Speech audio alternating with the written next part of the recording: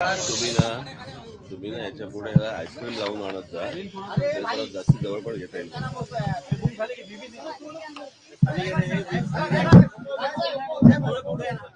पुढे तोंडात जाईल मजा. खाली का रे माईक खाली का सगळ्यांनी.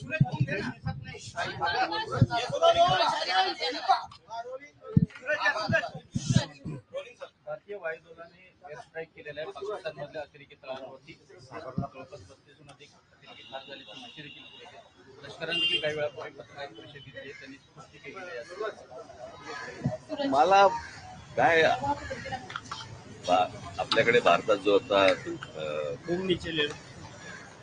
कुठे ते पहलगामला जो हल्ला झाला, मी ज्यावेळेला त्याच्यावरचं मी पहिलं ट्विट ज्यावेळेला केलं त्यावेळेला मी सांगितलं होतं की ज्यांनी हल्ला केलाय त्यांना ते अतिरेकी दहशतवादी जे कोणी असेल त्यांना आपण धडा शिकवला पाहिजे आणि अत्यंत कठोर असा की त्यांच्या पुढच्या पिढ्यांना लक्षात राहायला पाहिजे. पण दहशतवादी हल्ल्याचं उत्तर युद्ध नसतं, कळलं का? युद्ध हे काय उत्तर नाही. आता जो अमेरिकेमध्ये 2 ट्विन टावर्स पाडले, पेंटागॉन वरती त्यांनी हल्ला केला म्हणून त्यांनी जरा जाऊन युद्ध नाही केलं, त्यांनी ते अतिरेकी ठार मारले. हे तुम्ही दुसऱ्या देशामध्ये युद्ध परिस्थिती आणायची आणि आता ते काय मॉक ड्रिल करायचं आणि मग ते सायरन वाजवणार वगैरे वगैरे. मुळात ही गोष्ट का घडली हे पण आपण लक्षात घेण्यासारखं आहे. मला असं वाटतं की थोडंसं अंतर्मुख होऊन आपण आपला विचार करणं खूप गरजेचं आहे. पाकिस्तानला काय बरबाद, अगोदरच बरबाद झालेला देश आहे तो, त्याला काय बरबाद करणार तुम्ही? आणि प्रश्न असा आहे की ज्या अतिरेक्यांनी हल्ला केला त्या अतिरेकी अजून तुम्हाला हातात सापडलेले नाहीये. ज्या ठिकाणी इतके हजारो काय ज्याला आपण पर्यटक जिथे जात आहेत, इतकी वर्ष जात आहेत, तिथे सिक्युरिटी का नव्हती, हे मला असं वाटतं हे प्रश्न जास्ती महत्वाचे आहेत. आपल्या देशामध्ये कोम्बिंग ऑपरेशन करून ह्यांना हुडकून काढणं हे जास्ती गरजेचं आहे. हे एअर स्ट्राईक करून लोकांना काहीतरी वेगळ्या ठिकाणी भरकटवून आणि असं हे काही युद्ध हे काय त्याचा पर्याय नाही होऊ शकत किंवा त्याचं उत्तर नाही होऊ शकत. आणि दुसरी गोष्ट म्हणजे आता कसं झालं या सगळ्या ह्याच्यामध्ये कसं आहे, सरकारच्या चुका ह्या तुम्हाला दाखवल्याच पाहिजे.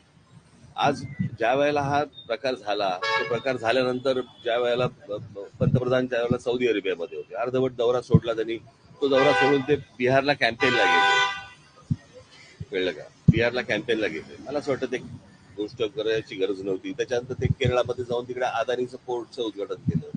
त्याच्यानंतर इकडे काहीतरी फिल्म इंडस्ट्रीसाठी काहीतरी वेवचा कार्यक्रम केला, तिकडे द्याल. इतकी जर गंभीर परिस्थिती आहे तर या गोष्टी टाळता आल्या असत्या. आणि त्याच्यानंतर येऊन ते काय मॉक ड्रिल करायचं आणि मग काहीतरी एअर स्ट्राईक करायचं, मला असं वाटतं की हे काही उत्तर नाही या गोष्टींवरचं. जे अतिरेकी आहेत ज्यांनी हा हल्ला केलेला आहे, मला असं वाटतं त्यांना हुडकून काढणं, त्यांचा बंदोबस्त करणं आणि संपूर्ण देशभर मला असं वाटतं की तुम्ही हे मॉक ड्रिल करण्यापेक्षा कॉम्बिंग ऑपरेशन्स करा जिकडे जिकडे तुम्हाला माहिती आहे.